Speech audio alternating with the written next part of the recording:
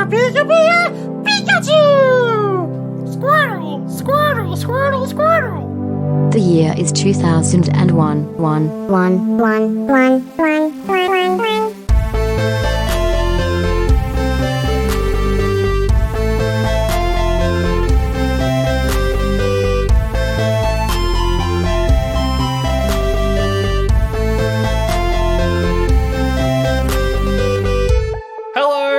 And welcome to Oldie But a Goodie, the podcast reviewing movies from 2001 in the order they came out in.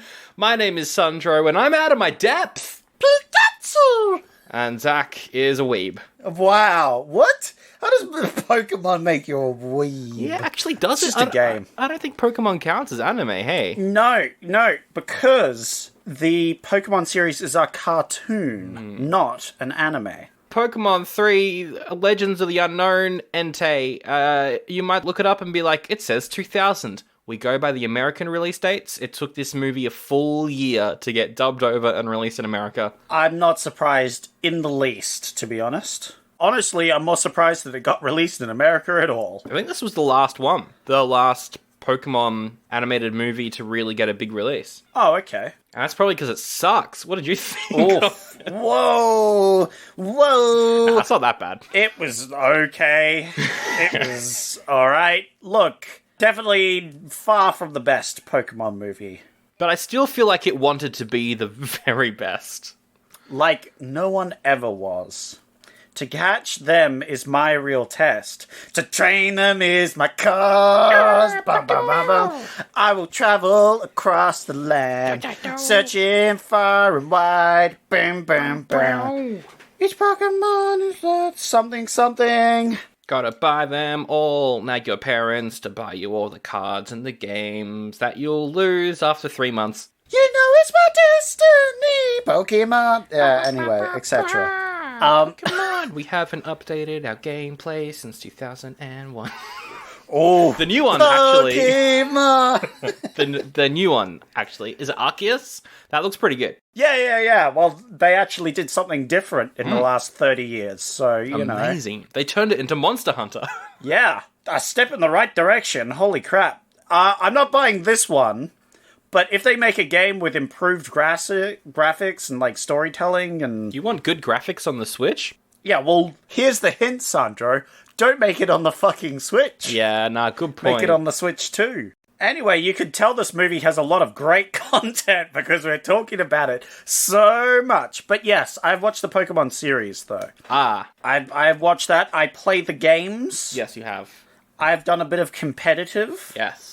So I know a bit about Pokemon, a small bit. Important. And Sandro, you say you don't know much about Pokemon, right? I've played the one on the Game Boy. I used to play that when I was very young, and that was a lot of fun. Yep. Maybe played some DS Pokemon, I can't remember. I think I've played some like PC port with you like years ago. That's pretty much all my gaming knowledge. Oh, I have seen Detective Pikachu. It was pretty good. Well, Sandro, you say you don't know much there, but we live in the wonderful continent of Australia, home to real life Pokemon. What? Marsupials. Oh, yeah. They're all just real life Pokemon, really. Koalas walking around with their syphilis. Yeah, and if you give them enough syphilis, they evolve into drop bears. Yeah, that does happen. Yeah. Look it up, it's real. You gotta be careful about them.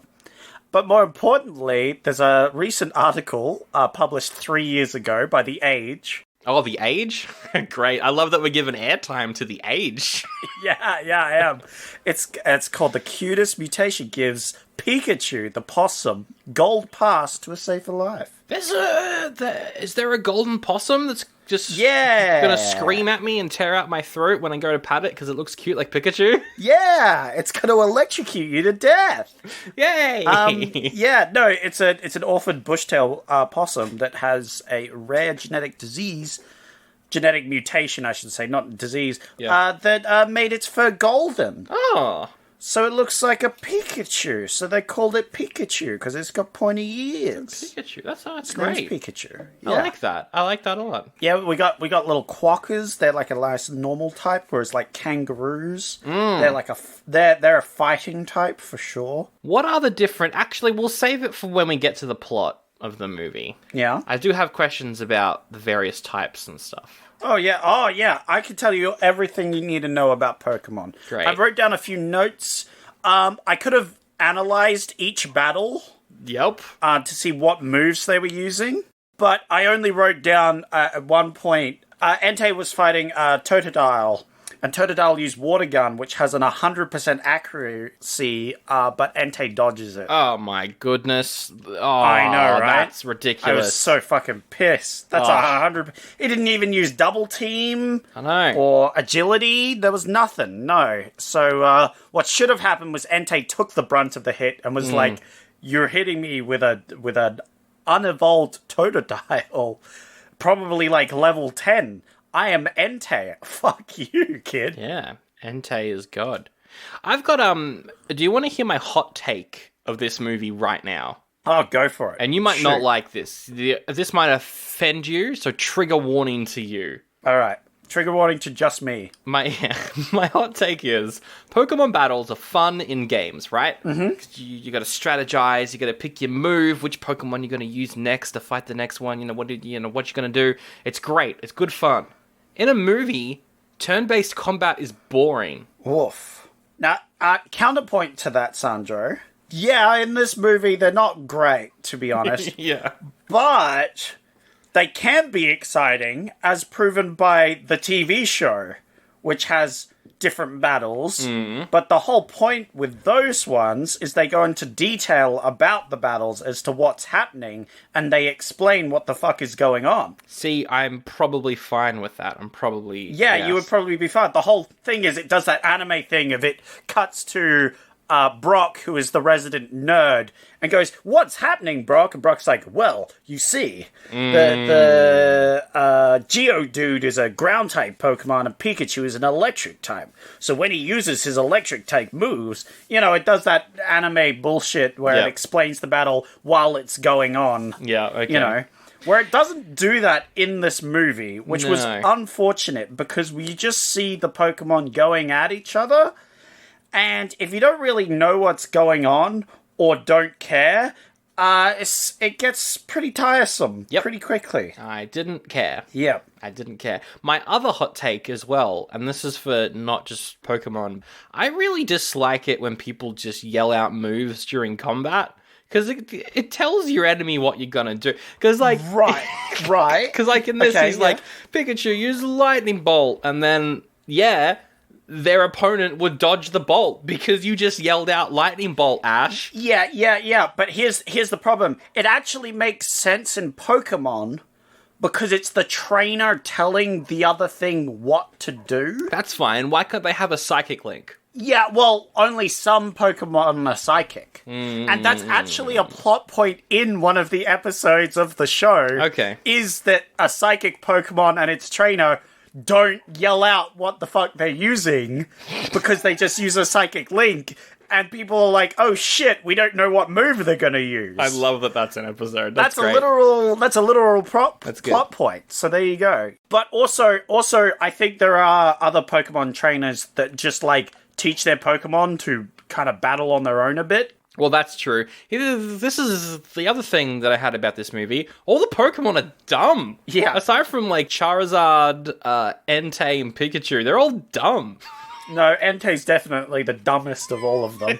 But anyway, moving past that, one other point is that also, usually you're battling another trainer who is also yelling out their moves. Yeah. So it's sort of, you're both yelling out your moves, so you both have equal chances of battling each other like that. Right. The problem with fighting Entei there is Entei is the Pokemon and the trainer.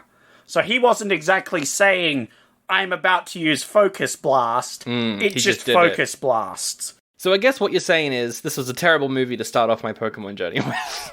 Yeah, the third one? Yeah. Absolutely, yeah. You see, because the Mewtwo ones are pretty good. from what I remember. I don't know. I didn't go back and watch them. I probably should have. Yeah, you probably should have, but also, it's Pokemon. It's not really about the chronology or anything. All right, well, you picked it. That was a long intro. Yeah. You picked it. Well, the rest of the episode's going to be like 15 minutes max, so, like... True. You picked this movie, and your other options were Along Came a Spider, which is the second film in the Morgan Freeman Alex Cross series. Oh, yeah. Where he's like a detective. He's got to solve a case of a kidnapped daughter or something. It looks interesting. Sounds fine. You also had Blow. Cocaine smuggler George Gung. It's a biopic about him. He's played by Johnny Depp. Sorry, my head was still in Pokemon, and you said blow and cocaine, and that crashed into my Pokemon universe, and I'm like, yeah. What is happening in my Pokemon universe? The Day I Became a Woman is 3 short films depicting the life of Iranian women. You also had Just Visiting, a medieval knight and his serf travel to the 21st century, where he gets to meet his descendants. I think that's probably Patreon. I'll probably put that on the Patreon list. That does sound fun. And Yamakasi, a French film about the OG parkour crew Yamakasi doing a heist. They play themselves, probably, and probably can't act, but I bet that parkour's pretty good. Anyway, this was released March 31st in 2001. That's the American release date. It was released in Japan during July of the year 2000. Also, just like the previous Pokemon movies, this one started off with a short film called Pikachu and Pika, which is a solo adventure for the Lightning type. Oh, bloody got it, mate. I'm learning. Well, that was pretty good. I like that. We didn't watch it because there's no easy way to find it, because the narrator of that short was arrested for drug possession, and then they just removed the copy from all home media releases. Oh, wow. I shouldn't have been talking about cocaine so much. Oh, no. It is directed by Kuniko Yuyama, who is still working on Pokemon shows and movies to this very day. The cast is the exact same as the TV show. Nothing to really say about them. It's the same cast. They're great. Yeah. That's probably the best part of this movie is the voice cast. Yeah, so you got Ash, he's pretty good. You got Brock, he's problematic. He's a horny boy. Yeah. Look, you got Misty. She's a strong female woman who don't need no Pokemon. And you got Team Rocket, which is the funniest part of this movie. I agree. And pretty much the only bits that I truly, truly enjoyed. I liked them. One thing I didn't know is that Ash is voiced, the English version, of course, is voiced by Veronica Taylor, who is also the English version of Sailor Moon. I had no idea they were the same person. Yeah, she's done quite a lot of stuff, so she's got an impressive repertoire. This has got 21% on Rotten Tomatoes. Most reviewers were saying that it's better than the other Pokemon movies, which is weird. But it's still completely inaccessible for non-fans. And look, all critics are usually men over the age of 40, so I can see men over the age of 40 being like, what is this garbage that I think my child enjoys? Yeah, it was an okay child's movie. I don't see it being like... I'd see a child enjoying it. I, on the other hand, have played Pokemon. I have enjoyed Pokemon. Honestly, the battles were fine. They just weren't as, like, great as they could have been, I feel. Yeah, I think that's just this whole movie, though. It could have been a lot better. Yeah. Although, I did like specifically the fight with Misty and the aged up child. Oh, was that the underwater one? That was cool. Yeah, the underwater one. Yeah, the underwater. Because the question in Pokemon is how the heck do water Pokemon do anything in an actual battle? Yeah. Because you plop them out on land, they're going to flop around and die. But the movie just ignores that completely and goes, yeah, we're just going to fill everything with water so they can fight. Yeah. And it's a dream, so fuck you, it works. And I was like, oh... okay, and then Staryu gets its shit kicked in by that Stingray Pokemon that I can never remember what it's called. It's probably called Sword Ray. It's not. Or something like that. Keep guessing. I won't. The audience score is 53%, and then 5.8 out of 10 on IMDb. It does have a cinema score of A-, though. It's called Mantine. Mantime? No, Mantine. Oh, good. Not Mantine. Pokemon called Mantime. I think like Manatee, but anyway. Have we ever seen the inside of a Pokeball? No.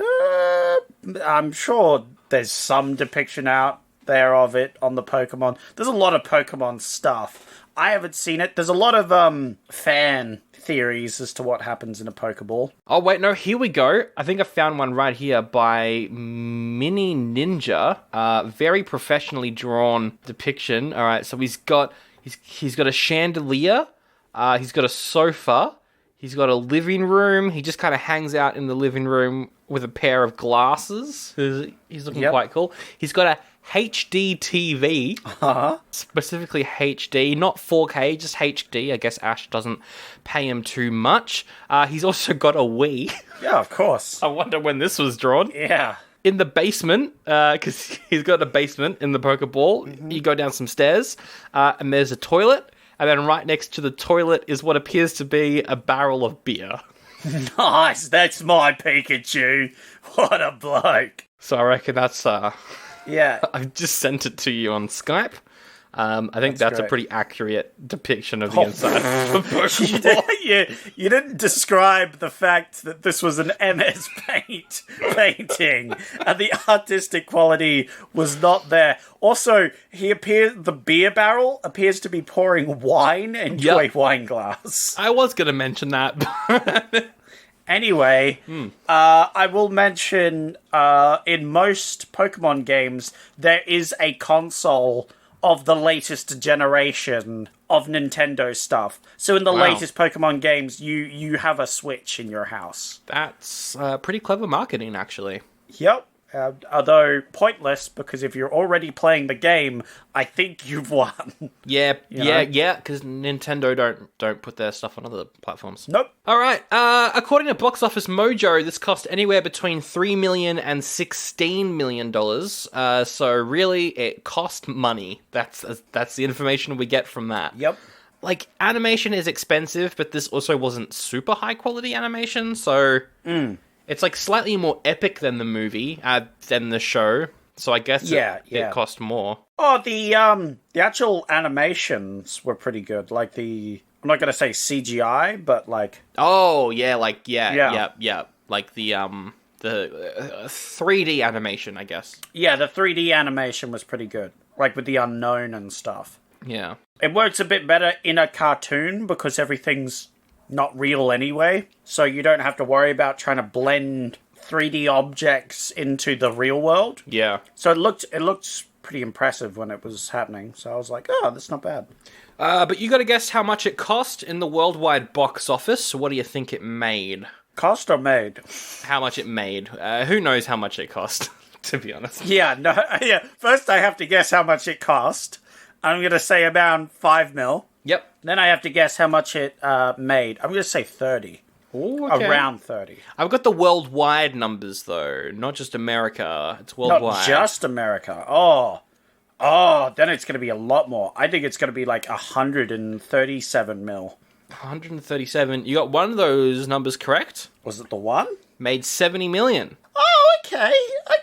A bit less than what I thought, but I'm just thinking big Pokemon movie. There's one tagline.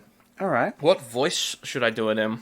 Do it in your Squirtle voice. Squirtle, Squirtle. Oh, Squirtle. All right. Oh, I was about to say your Squirtle voice is garbage, but that end one sounded squirrely. Nah. Yeah, that's it. Get there some more you beer. go. Squirtle. You have to sound like your drunk aunt that smokes 2 a day, 2 packs a day. Oh. Squirtle. Pass me your bloody Squirtle, mate. All right. This spring... I've lost it. Because I was trying to do Siggy Butt. Yeah, do it. Siggy Butt Brain. This spring, the unknown spells adventure. Ah, that's clever. Because the Unown are the name of the Pokemon. They're called Unown, which is very confusing for someone who wouldn't know that, I'm sure. What game are they from? I'll give that a thumb up. What game are the Unown from? What do they do? Can you fight them? Do you have to fight with them? Yeah, that'd be cool. What is any of this? We haven't gotten to the story yet, Sandro. We'll get there. You can ask your questions when we come across them, I feel. I'm going to get another beer. Yeah. I'm going to insert some ads, and then I'm going to go get a beer. I have some rants to do after the ads, so you do that. All right, well, then I'm going to go get a... You'll hear some ads. It's ad time, or go to patreon.com/oldiebutygoodiepod for ad-free episodes. The episode of Jethro Game Show is out on Wednesday. Oh my god, just go get your beer! Hi everybody, my name's Jess. And my name's Ellen. And we're from Murder in the Land of Oz, an Australian true crime podcast. We've covered such notorious crimes as Alison Baden-Clay, The Backpacker Murders, Anita Cobby, and Azaria Chamberlain. and many other crimes featured around Australia. You can find us on any podcaster app, such as Apple Podcasts or Spotify, or any other place that you get your podcast from. You do you, doll. You just make the right choice for you. We are Yeah, right. witty and charming, and we're a solid 4 out of 5 stars. According to Apple Podcasts. Thank you so much, guys. We hope you join us on our trip around Australia. Bye.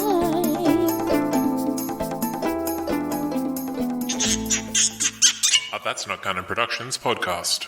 Oh, I guess we should get to the plot of this movie. The what? Sorry. No, there's plot in this movie. There's plot in this movie. It's a kid's movie, so it isn't exactly hefty. Does this have more or less plot than Lady and the Tramp 2? That's a good question. That is a good question. 'Cause I feel like they're about the same level.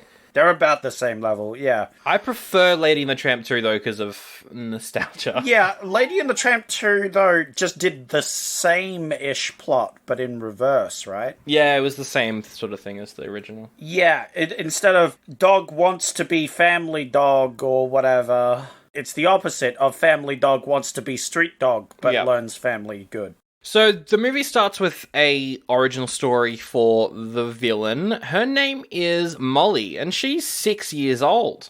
Her mum died and we don't see it. Yeah. And her dad, as we see in the movie, she's quite close to her dad. And he's an archaeologist, and he goes down into some tomb thing. Yeah. And sees writing on the walls. The writing turns into these unknown Pokemon things, which are spaghetti soup without the soup. Ah, that's a line from the movie. Quite the movie. It's funny because the movie multiple points out that the unknown are just a gimmick. Yeah. They are just Pokemon that are shaped in the letters of the alphabet.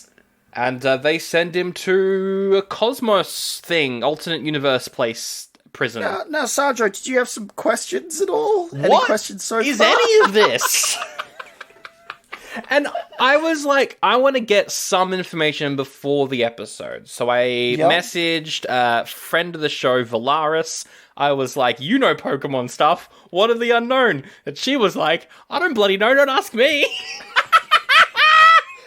Well, see, Sandro, the unknown are kind of like a mystery within the Pokemon games. Right. They are a bit of an unknown. But really, they're shitty Pokemon that only learn one move that's gimmick is that they all look like different letters of the alphabet. So that is the whole thing. But they do have a bit of mystery in the games as well. Right. There's something going on with them. So are they aliens? Are they like No, they are Pokemon. Okay. But they are linked to legendary creatures like Entei. Yeah, so what's the deal with legendary Pokemon? Is that Entei, Mewtwo, are they legendary? Yeah. There's quite a few legendary Pokemon, and each Right. game introduces a few new legendary Pokemon, but essentially a legendary Pokemon is like a one-of-a-kind Yes. Pokemon sort of thing. It is a legendary, and it's usually very rare and hard to catch and very powerful. Right. Oh, I should mention as well, in most of my notes, I wrote down Entei as Eshe. Yeah, the legendary Pokemon Eshe. Eshe bra. And if you Yeah. don't know what Eshes are, they're basically delinquents with mullets who only live in Sydney. And they're teens who like to say Eshe bra. And I don't understand them. But I think they would make a great Pokemon because they only say one word. Eshe bra. Eshe bra. Eshe bra. Eshe, use Thunderbolt. Eshe. Yeah. Would they be a dirt type? I think they sound like a normal ground type. Yeah. Oh, actually, they'd probably be poison ground type because they're toxic. Yeah. You asked about Entei. Entei is part of 3 legendary dogs, by the way. Dogs. 3 legendary boys. Oh well, my they're goodness. not dogs. Is one of them the flying thing from Neverending Story? No, that's from a different Pokemon game, and there is one that's like that. Really? Are you serious? One's more like one looks like a saber-toothed tiger, Oh, that's one cool. looks like a dog, and one looks like this thing, Entei, which is like a lion dog. It's like a lion with a bionicle mouth. Like a bionicle head. So I thought it was weird that they didn't mention the other 2 doggos at any point. It's probably because they wanted to keep this accessible for people like me. Yeah. So Molly's lost her dad now, and she's upset, and she's doing her own research, and she comes across the alphabet soup, but without the soup. Doing her own research? She's 6. Well, yeah, I mean, she's playing around with her dad's stuff. Well, yeah, she's playing around with it. Anyway, whatever. But I think, no, I think doing her own research is a much more, She's quite smart for a 6-year-old, because she knows how is. to manipulate people, and... Yeah, holy shit, that's true. So she summons the Unown, and they take over the house. They transform it into like a crystal palace, and she's like, I am the ultimate evil person, except all I want is my dad. Give me my Eshe. And then the Eshe shows up and is like, Eshe, brah. And she's like, you're my dad. Okay, I have to explain this first off. So we see first at the start of the movie, her dad tells her a story about Eshe. Eshe. It's Entei. Yeah, Entei. And she's like, oh my god, Dad, you kind of look like Entei. Yeah, what? What was that? I don't. He looks like a dog? Is that what you're saying, Molly? No. I think she was saying Entei looks big and strong, and her dad is big and strong. So she was like, it's just like you, Dad. And he's like, well, maybe I am Entei. And she's like, that's weird. And then, when she has a traumatic experience of losing her father, and then summons the Unknown with ungodly universal manipulation powers, she's like, I want my dad. Yeah. And the Unknown are like, okay, your dad is Entei. We will summon Entei. Here you go. And now Entei's walking around, and then the opening credits start playing, and I was like, cool! Now that was a cold opening for you. It was pretty cold. Also, I do not like it when Pokemon speak. I am Pokemon. I am your daddy now. I am Daddy Entei. Daddy Entei. Yeah.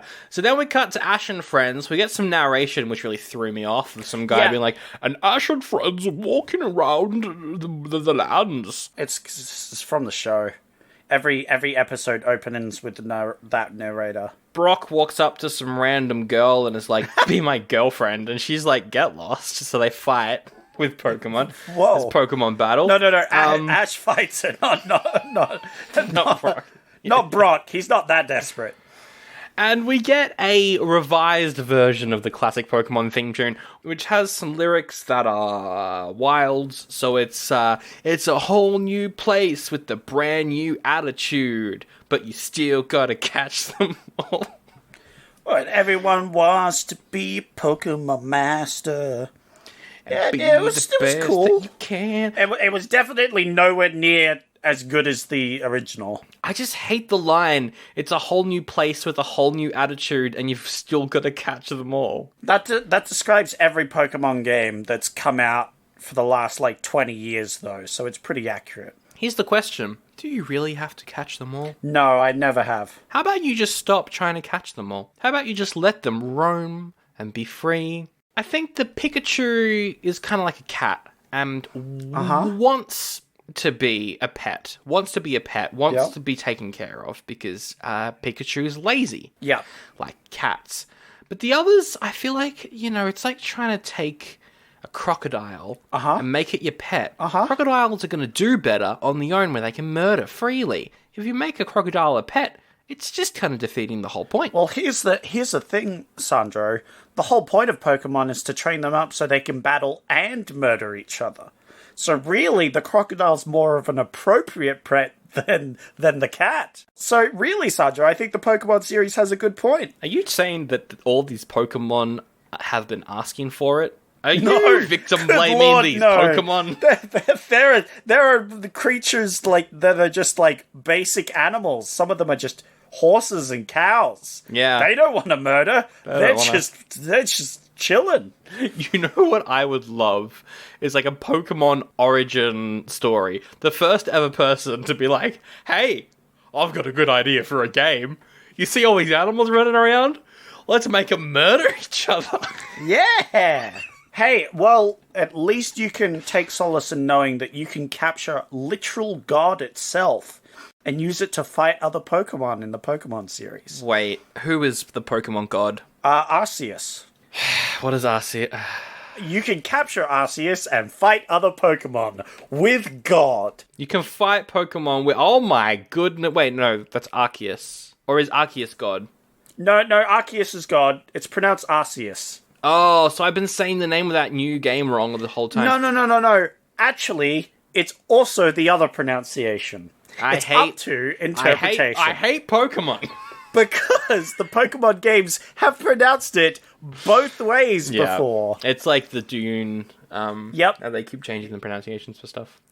Yep. I don't like... For God, the design is kind of boring. Yeah, it looks cool when it's doing stuff because it changes forms. Oh, okay. And like uses different types of plates to change its type in battle. Right. It's pretty cool. Also, I just want to say sorry to our audience who doesn't give a shit about any of this. This is, Yeah. This is the whole episode. Yeah. Well, you got to figure it out. So does that mean that the new Pokemon game is all about finding and capturing God? I haven't played it, so I don't know, but I wouldn't be surprised, to be honest. I'm pretty sure you're an agent of Arceus to going out and catching. You're a disciple of God. Okay, so it's about Mormon? So it's the Book of Mormon, but Pokemon. Yeah. You have to capture all the Pokemon so you can go to Zion. It makes perfect sense, Sandro. You just haven't played the game. Alright, so they head to Greenfield. Ash and friends head to Greenfield. Brock is like, everything is so beautiful in Greenfield, I can't wait to see the girls. And I'm like, you're a fucking horny kid, just shut up. Yeah. Brooks hits you with his classic, creepy, incel horniness. And good on him. I feel like Brock would be an Eshe if he lived in Australia. Yes, he's an Eshe. Also an incel. Yeah. Oh, my one, like, super positive thing about this movie is the soundtrack. I don't know if you noticed. I feel like you probably would have. But the soundtrack is great, especially whenever the, like, news starts and the soundtrack seamlessly turns into the news theme. I didn't notice that specifically. It's got subtle horns, and then the horns go like, duh, duh, duh, duh, duh, duh, duh, duh, duh, and it's like, whoa, all of a sudden we're watching the news. It was really cool. Yeah. I don't know what it was. It's great composing. Pokemon has always had fantastic music and sound design. So it doesn't surprise me. In the movies as well. Like, all in the TV show, like, just consistently. So I wasn't surprised. Like, during the battles, I liked the music during those. That was pretty cool. Back to the plot. So they go to Greenfield, they meet up with Professor Oak and Ash's mum, and Ash's mum picks up Pikachu, and Pikachu just kind of feels up the front of Ash's mum's chest, and I was very uncomfortable. I was like, what are you doing, Pikachu, you weird pervy little cat? Pika. I feel like that animation was on purpose, and whoever made that, I see what you're doing. I didn't see that. But it makes me uncomfortable knowing about it. Molly is looking out the window of a castle and she sees Ash's mum and she's like, you are my mama now. And so Entei kidnaps Ash's mum and now Ash has reason to go into the tower. Yeah. I like when they first see the what's happened is the castle has been surrounded by crystal. Yeah. And the crystal is like infecting the fields around it. It's like spreading out. Yep. From the mansion. Yep. Team Rocket rock up there. They're there. And they say this great line, Green fields is just how I imagined it. Beautiful fields of flowers that turn into a bizarre crystal wasteland that obliterates the, hey, wait, what's going on? Look, most of this movie I found really, really boring, but Team Rocket were great. Oh, yeah. Team Rocket are great in the series as well. They're just great. They're so dumb. Yeah. Why do they break the fourth wall? Why do they have the voice of Italian mobsters from the 40s? What is any of this? It's great. I know that one because they're bad guys. Oh, that That's makes their sense, whole actually. joke, is that they're bad guys, and they literally work for Team Rocket, which is a mafia ring. Oh. They are literally Okay. a Pokemon mafia. It's a Pokemon Mafia. So that's why Meowth has a gangster accent. 'Cause he is one, he is. There's a fun quote. Team Rocket are in a hot air balloon. They're shot out of the sky by Entei, I think. Yeah, Entei yeets a focus blast at them, and I was like, oof. Right. They're shot out of the sky by some weird nerd shit. And they land in the Crystal Castle. Yeah, I'm just saying it. I don't even know if it's focus blast. Could be hyper beam, could be anything. None of the moves really matter because 100% accuracy doesn't mean it will hit, so things can miss even if they're, accurate. I think you said words then. Yeah, But I'm really not sure. So they crash into the castle and they see all the crystals and they're like, well, this isn't my idea of decorating. Yes, how long do you think it will take to get to the bottom? About 3 seconds if we jump. They're great. Yeah, They run through the castle, they see the unknown. One of them is like, oh, I haven't seen this many strange letters since the last time I posted a personal ad. Yeah, Meowth is like, they kind of look like alphabet soup without the soup. Ash gets into the castle with his friends, and Molly confronts them, but not as a 6-year-old girl, but as her dream self, which is like a 27-year-old woman. Molly wants to be a Pokemon trainer. Yeah. And so, she turns herself into... I thought she was maybe the same age as the female Pokemon... What's her name? Misty. Misty. I thought she was the same age as Misty. No. She was definitely older. Okay. As soon as she rocked up, I was like, Brock, you shut your mouth. This is a This is a young girl. No, it's too late because Brock calls her cute at one point. Yep. And I was like, that's it. Uh-oh, we're cancelling Brock on Twitter. Brock is cancelled. I told you he's an incel. Yeah. It's time for him to go. So then the rest of the movie, basically, for like half an hour straight, is Molly challenges each of the members of the crew to a battle, while the other members run further into the castle to try and save the mum. And that's the whole movie. Yes. But we will go through each battle. Yeah, and so the problem is all the Pokemon she uses are dream Pokemon, who have perfect IVs, perfect EVs. I liked her Pokemon, actually. They've got Smogon sets, all I about don't know this, what right, any of this Sandro? means. I Yeah. thought one of them was a cute little elephant. And I was like, oh, the cute little elephant. And then there was a teddy bear. Yeah, that cute elephant has been crowned in battles for hours till it is a hardened machine of Little Cup. So, what, the dream Pokemon in the game? No. Okay, it's just for the movie. Yeah, this whole dream shit is whack, yo. I was like, what the fuck?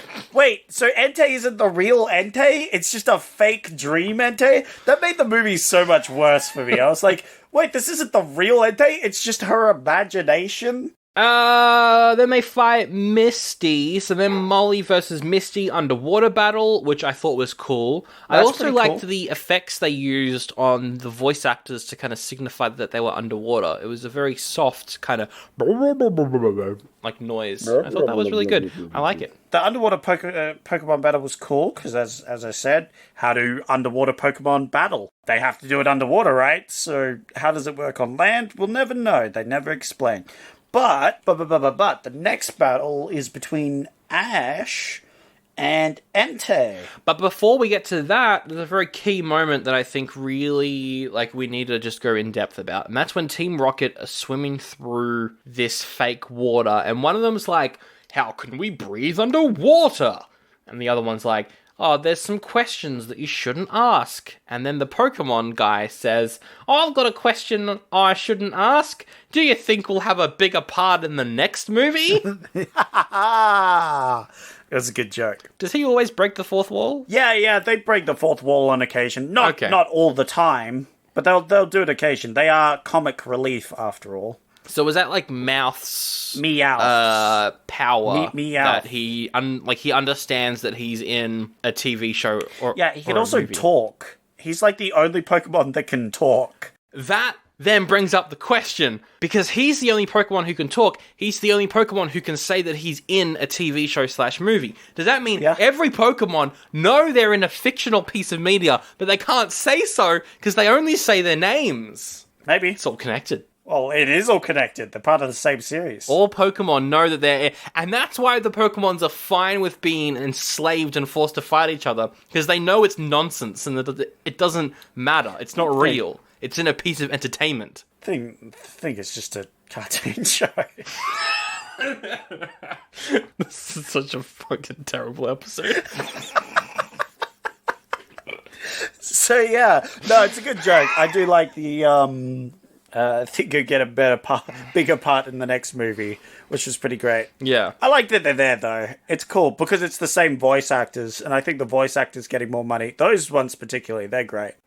So yeah, Ash. Ash versus Entei, yeah. Totodile fights some little crocodile. The problem is, Ash uses a lot of, like, starter Pokemon. Yeah, I noticed that. I recognized all the Pokemon that Ash used, which means they're probably low-level starter Pokemon, because I recognize them. Most of the one, not all of them. Like Noctowl isn't, but like most of the Pokemon Ash uses are starter Pokemon because they need to advertise the other games, right?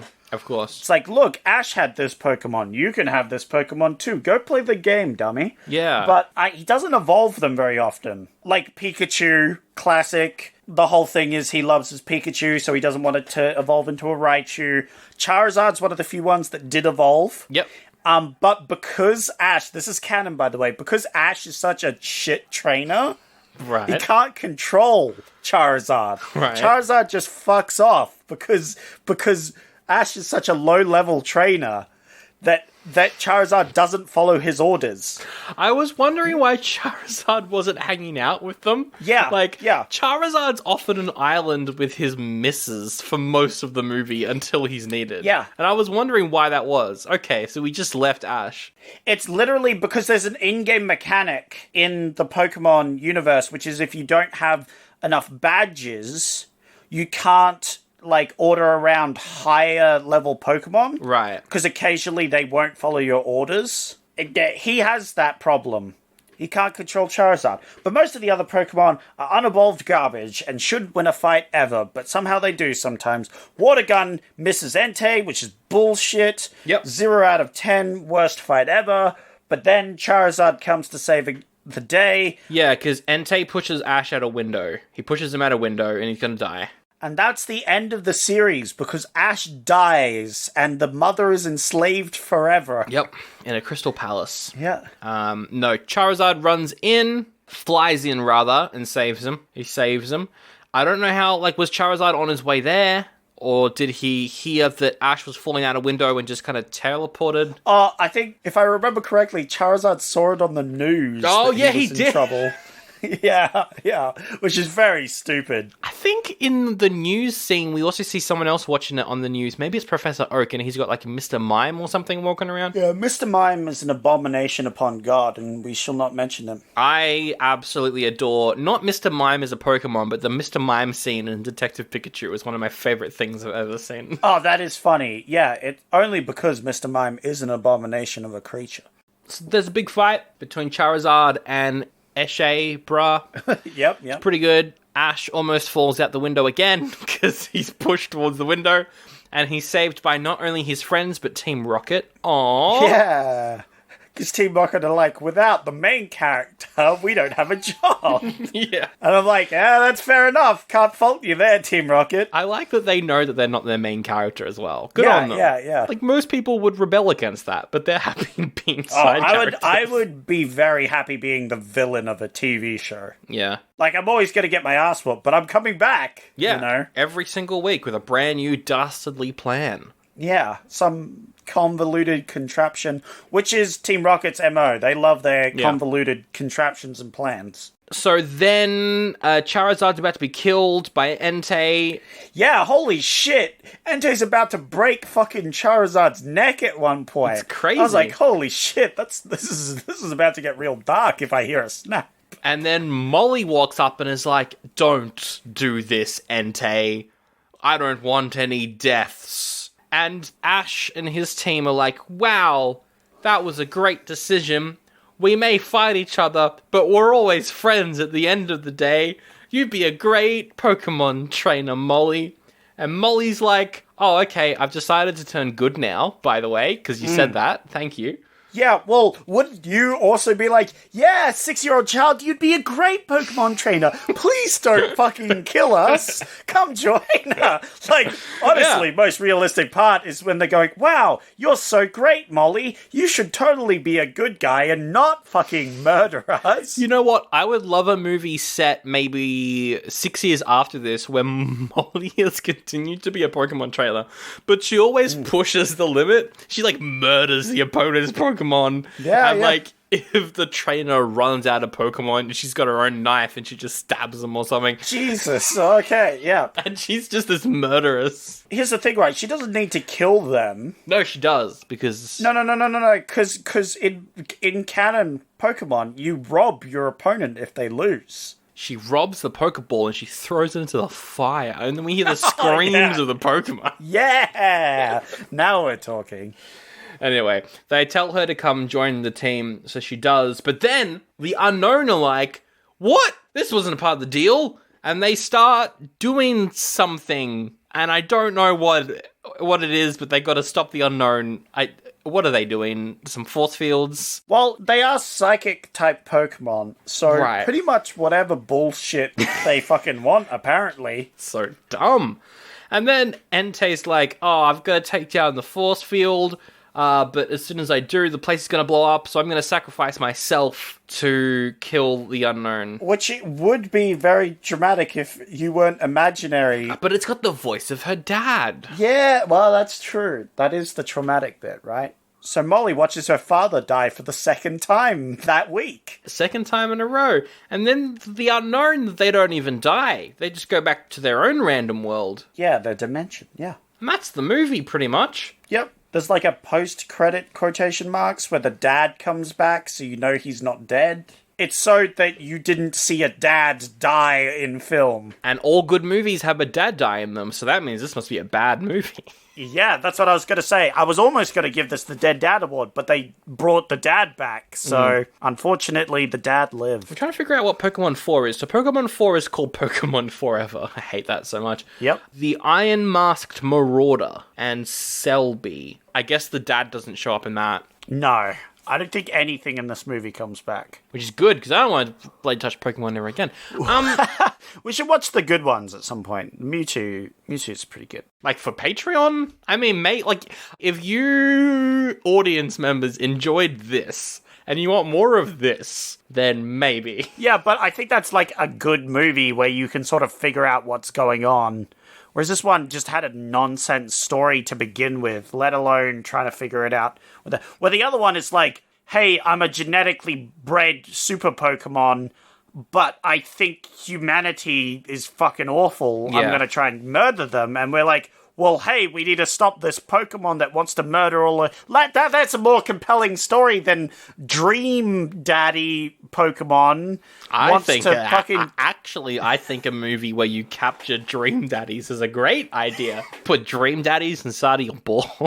Oh, I think that's a different genre. Yeah, that's probably on Steam somewhere. That game probably exists yeah. It's in the new releases somewhere, for sure. somewhere in there. Anyway, that's all of Pokemon 3. It does end on a song, which I I watched all the credits because there's this song that plays that's it's like asking really deep questions like, why is there sun? Why is there water? Why are we alive? Why do we da? And the chorus goes, I want to know the unknown. So, coming out in 2017, there's a game called Dream Daddy, a dad dating simulator. I knew there was something like this. What are you going to rate this? Are you going to give Pokemon 3 an oldie or a goodie? I'll give it an oldie. This is just bad. I'm bored. I want to do something else. Move it on. Yep, I agree. It's not very good. But the animation was okay and the music was great. Yeah. So, Team Rocket was great. Other Pokemon movies are better. Go watch them. 2 oldies for Pokemon 3. More like Pokemon Go to the Polls. I couldn't think of anything else to say. I couldn't think of anything else. I mean, that's fair. We had to mention it at some point, right? I think the Australian election's coming up. Actually, Pokemon Go to the polls. Yeah, Do if it. If you want us to watch more, to talk more about Pokemon, go Pokemon Go to the polls. I really don't want a series of you ranting about Transformers, but I would rather that than a series of Pokemon movies. At least you know what's happening in Transformers. That's true. Most of the time. Depends which one. Hello! Welcome to 100 Horrors, a comedy podcast that seeks to rank the best 100 horror films of all time, as dictated to us by a poster that one of us owns. Every week, we bicker over another film in an attempt to give it an overall scare factor and secure its place in the 100 Horrors list. With features such as...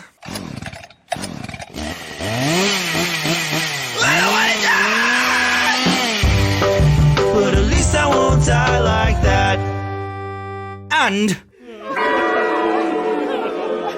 What would you say to them at the funeral? we take a light-hearted approach to horror cinema so that it can be enjoyed by even the most squeamish of listeners. So whether you're the person who's never seen a horror film in their life or the person who has a tattoo of Leatherface on the right arse cheek, there's something to be enjoyed in every episode of 100 Horrors. Anyway, because we hate ourselves, it's time to cross Pokemon over with another random movie that we've covered. What movie are we gonna cross it over with? I got no idea. Yeah, I think you should go to a random number generator. Yep. And I think you should then random generate a number, and whatever number that is, we should pick that episode that we've already done and cross over this movie with that episode. That's a great way to explain what I'm doing right now. And the number I got... You're doing that right now? The number I got was 31, mate. Oh, that's very early. 31. I'm just going to say the name of the movie and I want you to try and guess what it is, because it's probably one of the more forgettable films that we did during our first year. All right, hit me with it. Clear and Present Danger. Do you remember what that is? Oh, yeah, I remember it clear and presently. I have no idea. I have no idea what this film is. It's Harrison Ford as Jack Ryan. He's got to stop terrorists or something. Oh, yeah. This is a good film. This is a good film. It was alright. This was a fun film. I remember this film. The episode's like half an hour long. My goodness, we didn't talk that much back then. Yeah.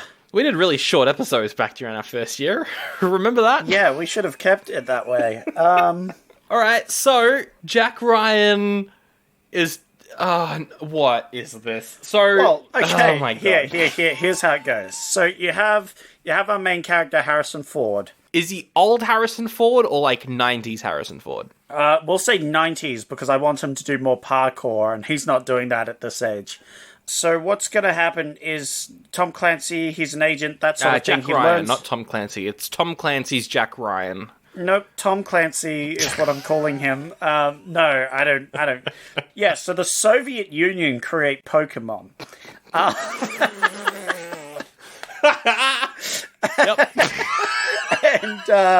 And they create real-life Pokemon.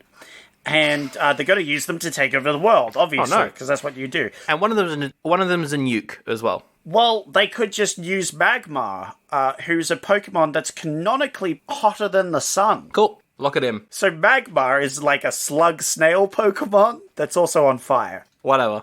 We'll spice it up for the film. Yeah. We'll turn it into a giant, so it's like a giant slug. Oh, that's pretty cool. Yeah. Yeah. And so they make all these Pokemon to try and take over the world, and then 007, he has to go capture the Pokemon back. He's got to, as they say, catch them all to stop. Did you just say 007? It's Jack Ryan. Yeah. That took a while for you to catch up on that one. Yeah. I mean, I would 100% watch James Bond versus Pokemon, though. Yeah. Jack Ryan, he has to capture them all. He's got to go capture all the Pokemon to stop the Soviet Union from using them to take over the world. Yep. I love the idea of Harrison Ford in a Pokemon movie where he's got to capture Pokemon. That genuinely, like, I would watch. Like, he would hate it. He would hate making that. Yeah. He would probably abuse every single person. Like, he would, like, verbally abuse everyone on set. He's like, I don't understand any of this. What is this crap that I'm making? But I would love to see Harrison Ford say random dumb stuff like Squirtle. Yeah, he gets a Squirtle. And that's his, like, starter Pokemon, and he's going around with it, and he's, like, abusing it, but he learns at the end to love the Squirtle. Aww. When the Squirtle evolves into a Blastoise, and then blasts out the ribs of the Soviet leader, because Blastoise can make pressurized cannons that can rip flesh. Is there a Pokemon that looks like Chewbacca? Yes, many. Because that's in the movie. He befriends that at the end of the movie. Yeah, there could be, you could get, I think there's, like, a Ursa Pokemon thing that's just a big hairy one, and that could stand next to him, and it's like he's like, this feels familiar or something like that. I hate that so much. With but yes, big yeah, absolutely. And it's called Clear and Present Pokemon. I see nothing wrong with that. There we go. That's the movie. Next segment, please. All right. For the love of God, move on. It's time for to Jewel. This is the part of the show where I get some reviews from Rotten Tomatoes. Sandro has to guess the score. They go from 0.5 to 5. I've put a silly old review of my own in. Sandro, after hearing all these reviews, you have to guess which one is my review. And I lose a point if I don't get it. I get a point if I do get it. Yeah. It's very nice. That's how it works. Yeah. Are you ready? I am as ready as I will ever be. I gotta guess them all. Gotta guess them all. Claire said everyone needs to see this. No, they don't, Claire. We don't. I think that you should watch the first one, because Pokemon is such a phenomenon, right? You've got to have some knowledge about it. So everyone's got to watch the first movie, yes. Yeah. But this one, no. So what did they rate it? Probably 5 out of 5. I think everyone in the world should watch it. They absolutely did. The next review didn't have a name, but I thought applied well. That said, no thanks, I'm going to pass. Wait, so did they watch it or not? They just said, no thanks, I'm going to pass. If there's a rating, though, they better have watched it, or else that is messing up the algorithm right there, good sir. I am saying, though, that one came after Claire, and I thought it was quite appropriate. Everyone needs to see this. No thanks, I'll pass. That is a pretty good 1-2 punch. I'll say 1. It's 1 out of 5. Yeah, well done, excellent. well done. 2 points. Doing well. All right, the next review is from Nexus, the Kingdom of the Winds G. This is Weeb.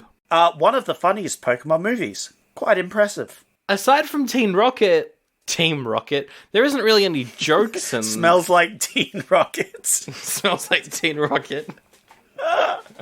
Funniest? I don't know, 4.5. 5 out of 5. Ah. Thank you, Nexus, the Kingdom of the Winds G. Ryan says 2 out of 5. The first 40 minutes are pretty good, but then it devolves into Michael Bay-esque explosion fest for half an hour. No, it doesn't. Yeah. What? Explosions? It's just animals trying to beat up each other. There was blasts that were explosive. There were a couple of... okay, yeah, fair enough. It had better be 2 out of 5. Well, Sandra. It's 2 out of 5, obviously, because he put it in his review. All right, good. God damn it. We had Thomas who says, as a fan of Pokemon, I have to say that I was impressed with the story surrounding the legendary Entei. But it's not really Entei. Yeah, it's not. Unless this person is really impressed by the child story the dad reads Molly at the very start, which is the actual story of Entei. Yeah, because that added a bit of lore to it, I guess.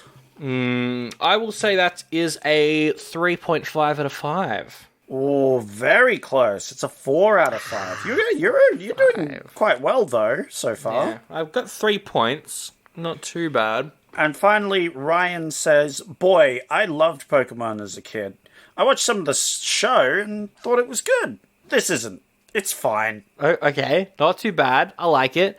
2.5 out of 5. It's 2 out of 5. 2 out of 5. Very close. I don't know which one is yours. I think that last one might be yours, because a lot of yours have been, like, long-ish. That is true. They've been multiple sentences. But I think actually your one is no, I'll pass, because you wrote it so perfectly to fit in with that first review.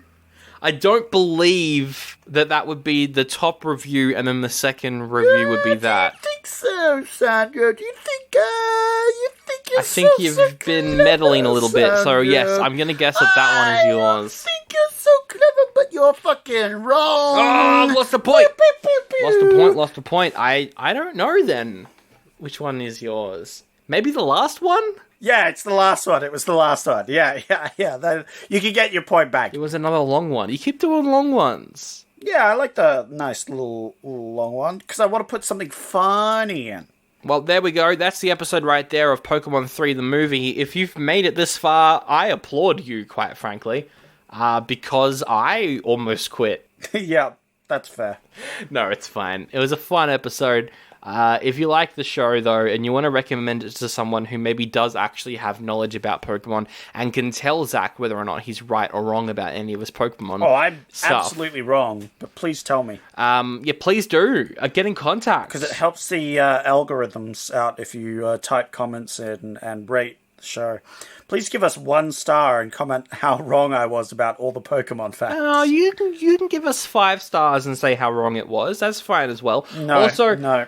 You can do that on Spotify. You can do that on iTunes. You can send us an email and we will read it out. If you have something to say about Pokemon, I would, yes, please. I want to get involved in some internet Pokemon beef.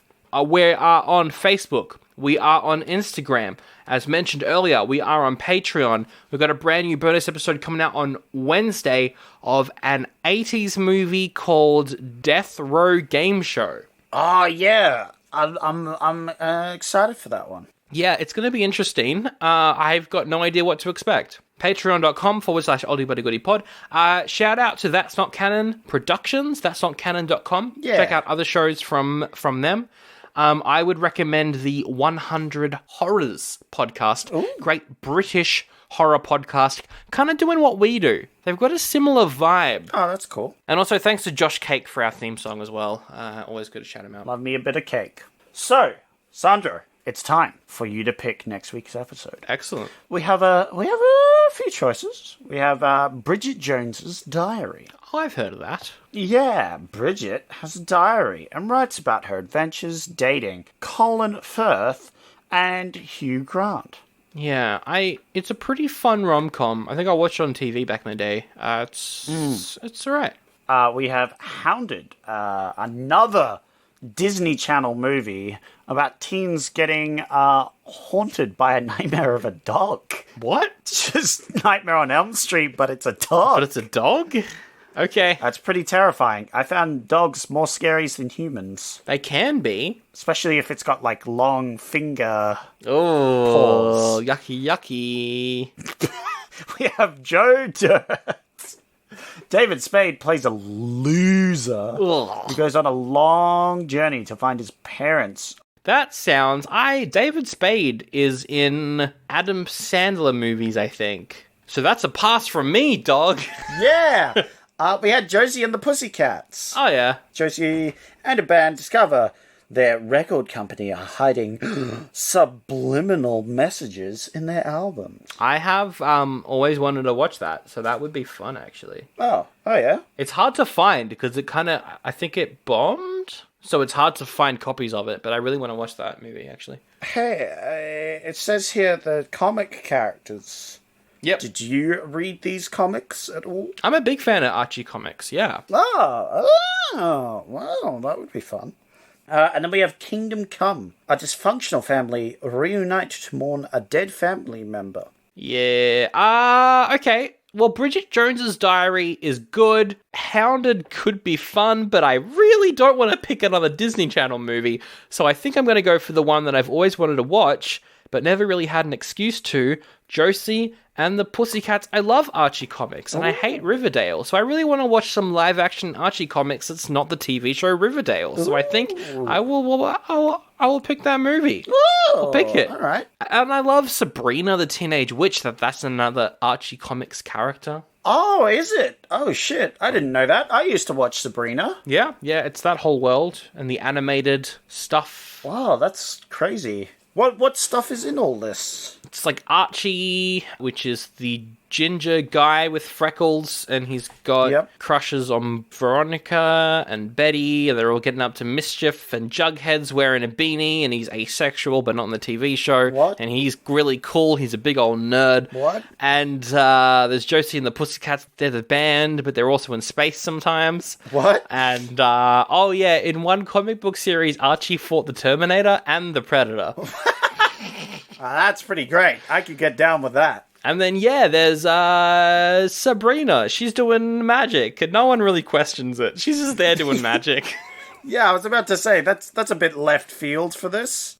All right, that's the episode. We'll wrap it up with the best quote from Pokemon 3 Snorlax. Wow, that's a different Pokemon, but also is the sound of what I made. I snort.